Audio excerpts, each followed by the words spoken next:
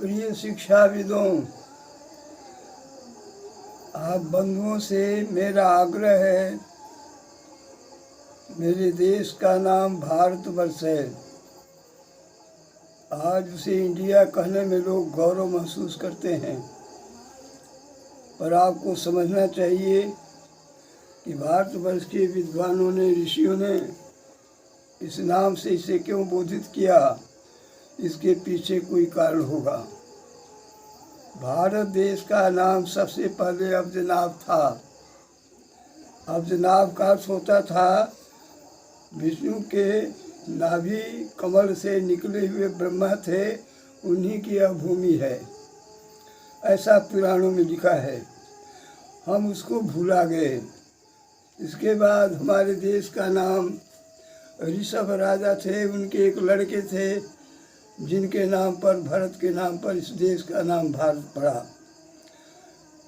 ये कई एक भाई थे, इसलिए पूरे विश्व में भारतवर्ष यानी किसी का नाम हरि था, हरिवर्ष हुआ, किसी का नाम ईला था, ईला वर्ष हुआ, किसी का नाम हरिदस होता, हरिदस वर्ष हुआ।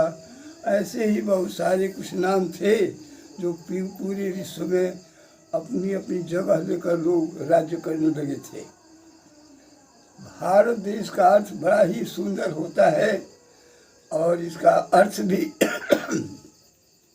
आप देखेंगे सीधे शब्द हुआ भ बने भगवान, र मन राम और तो मन तारेंगे।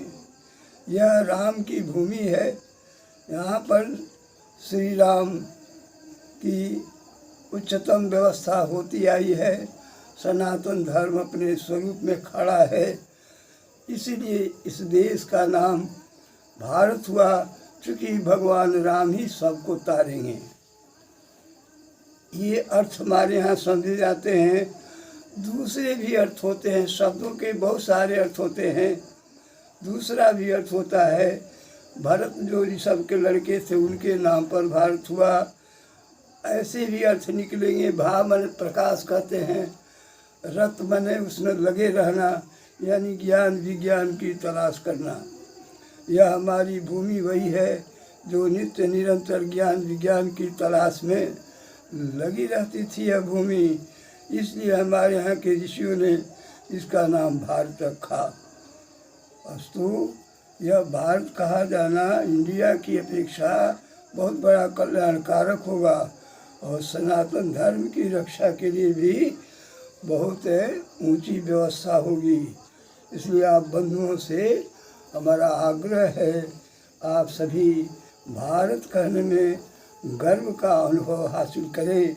यह गर्व की अनुभूति कराने वाला देश है और विज्ञान से संपन्न, सारी वस्तुओं से सज्जित और चरित्र की सबसे बड़ी मर्यादा रखने वाली भूमि, जहाँ चरित्र की ही प्रधानता और त्याग की ही प्रधानता होती है।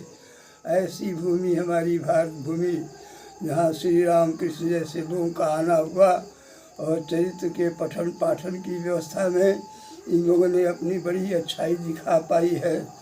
इसलिए मैं पुनः आग्रह आप सबों से करूँगा, भारत कहने में आप गौरव महसूस करें और राम कृष्ण की भूमि, बुद्ध की भूमि, महावीर की भूमि, ऐसे ऐसे सज्जनों की भूमि की प्रतिष्ठा के लिए इस शब्द का उच्चारण करना हमारे लिए बड़ा ही श्रेयस्कर होगा।